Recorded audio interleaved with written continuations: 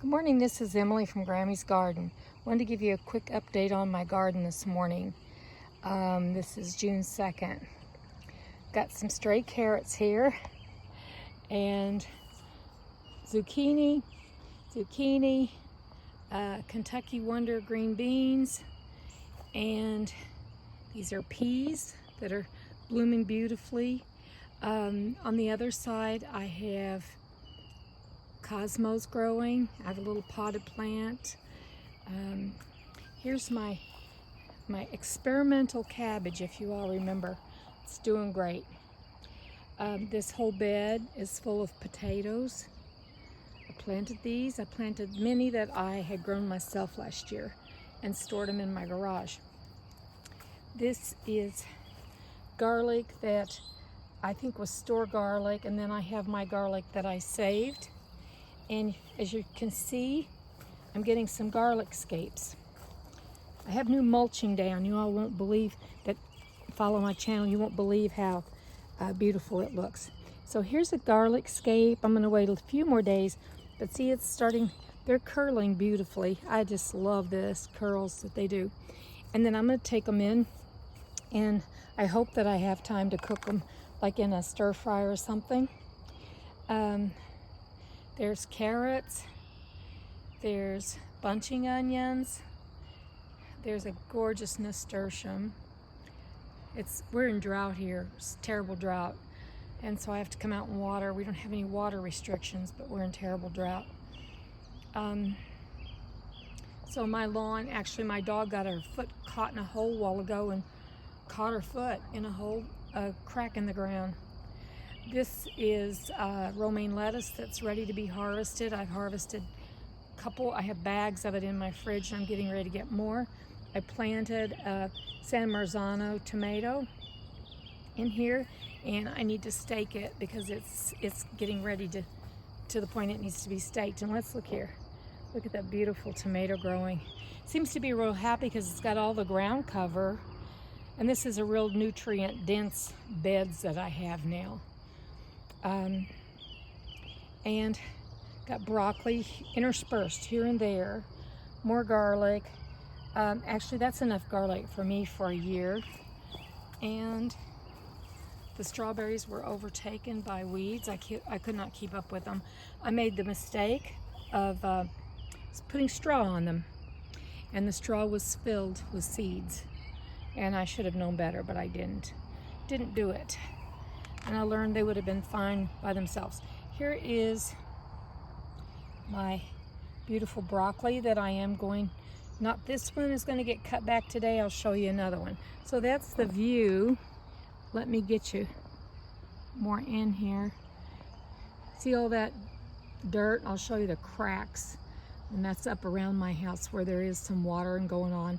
So things are living up there. Over here, I've got peas and beans, and I've got them trellised. And the beets, I'm thinking this time next week I'll be canning beets. Today's Friday, I'll be canning beets. Let's look down in here at these beets. I've been eating some of the greens, but down in here, you can see the beautiful beet there. This year I interspersed flowers throughout my garden. Even though I think this is beautiful, look at this gorgeous head. I'm going to cut it back. We're getting up near the 90s every day, and this stuff is going to go to seed. It'll bolt. And down in here's another one. I've just got a little row of them, as I'll show you here. And back out, you can see the row. And cucumbers are off to the slowest start I've ever seen. This one over here looks pretty good. These right down here don't look so good. I've got a bed. I'll slowly turn you all. You can see the grass just dead, and the fissures. Look at these fissures. Terrible drought.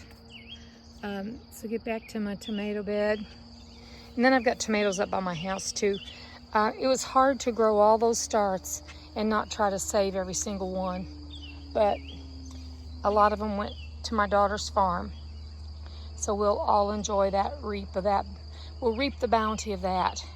This is a Cherokee Purple. It had really bad leaf curl, and I did a lot of pruning, and then I got it up on these poles, which are temporary, and it's looking so much better. I thought about doing an aspirin spray, but I'll wait and see how it goes. Then these are beefsteak.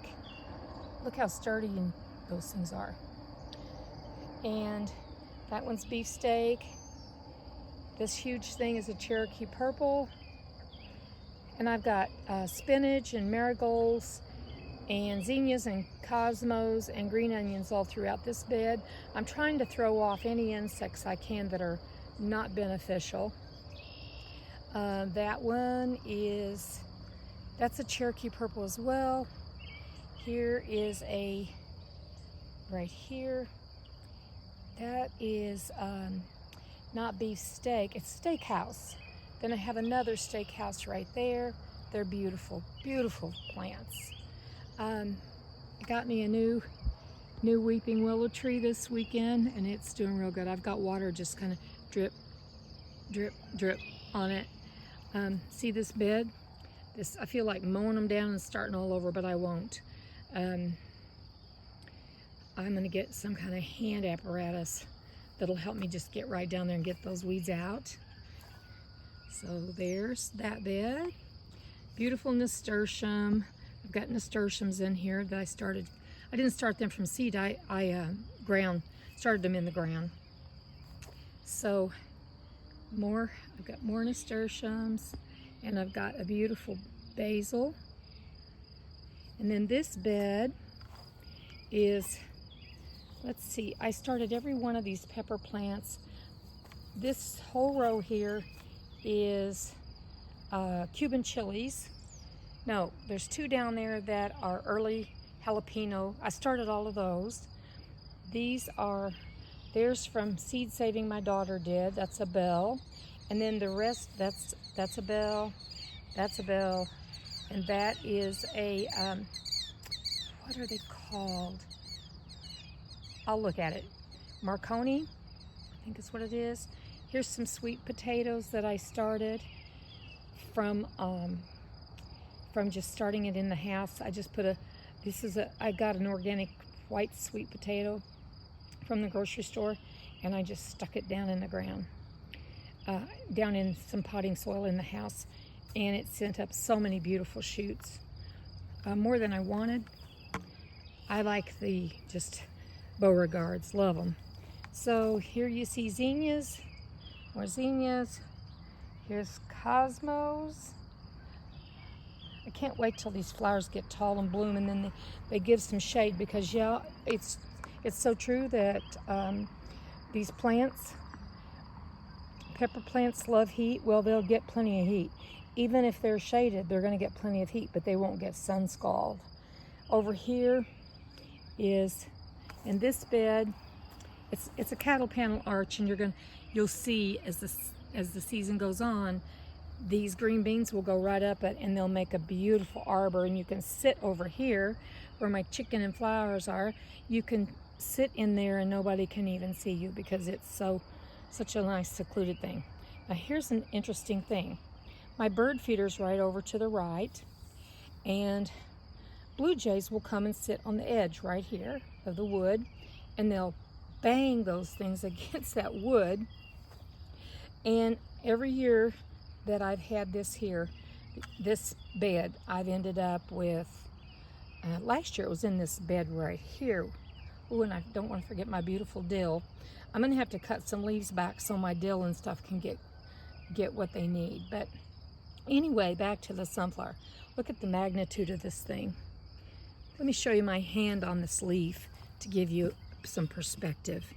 Here's my hand, and look, the leaf just keeps on going. But that stem, that huge stem, I mean, that thing is huge. It's not 2 inches across, but maybe 1.5 inches across. It's going to be a magnificent one, but that's a volunteer, or it came up thanks to blue jays. So this is the brassica, beet, onions, marigolds, basil, Nasturtium. These nasturtiums make me happy. I can't wait till they start blooming. And you know, their leaves are edible, they're peppery, and they're delicious, and so are the flowers. Flowers are beautiful in salads. I don't have time to really decorate food like that. I wish I did. I could if I'd cut back on all this other stuff, but I'd rather grow. Now this guy got knocked over. A no-no is that I do it, is I have to drag a hose down here every morning.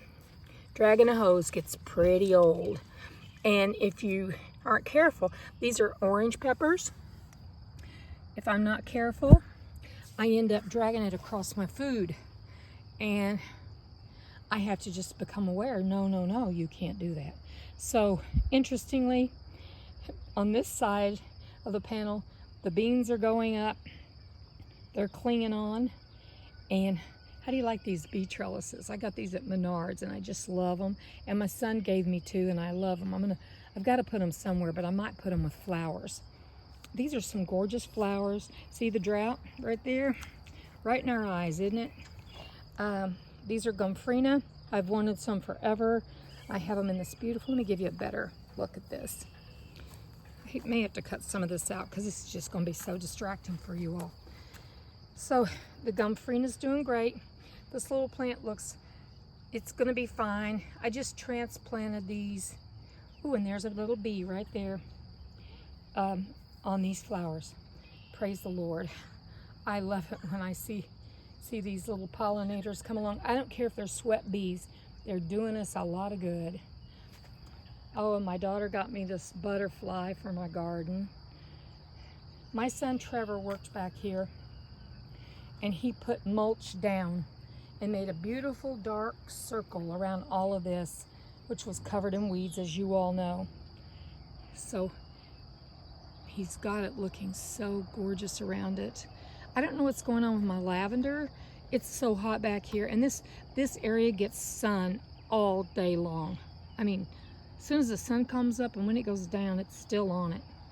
So that's the garden part that I walk down to and water every morning. It's not that far from my patio at all. I'll show you some more. Like the Clampettes here. That's got celery in it. It's got another broccoli plant. It's got flowers. It's got onions. And it's got sage. I'll have to think. Here's a hibiscus my daughter bought me yesterday that I'm going to pot up. And to show you how I have so much trouble, let me get up here. I use a walking stick when I'm out there because I have so many skeletal problems, muscular skeletal problems. Okay, here you'll see my beautiful, I think it's beautiful. This is thyme, and my Italian oregano looks like it's wanting to go to seed, looks like it's ready to flower. I need to really get out here and cut some of this back and dry it.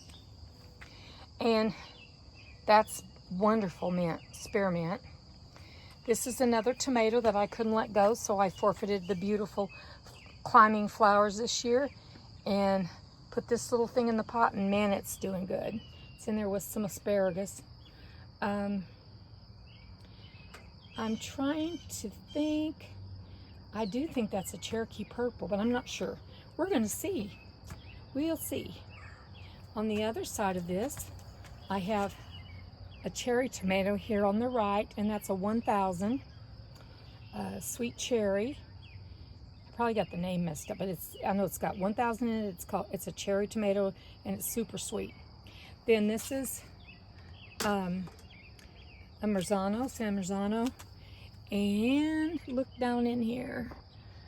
Aren't those pretty? Look at those things. I gotta stake it a little more. Look at the little bitty baby one. And then this is a San Marzano that may not make it in this little bitty bag. I'm gonna be pouring on the compost and it just might make it. So here's a look from up here, down here at the work my son did. Boy, I'm so appreciative of that. And that weeping willow tree is gonna just set it off. There's a little if you see the blue glass out there, that's a water fountain that my son made for me, and he does all kinds of neat things. And that pumps water. It's solar. And there's my bird feeder. There's some pine trees, and that's it for today. Y'all have a wonderful day.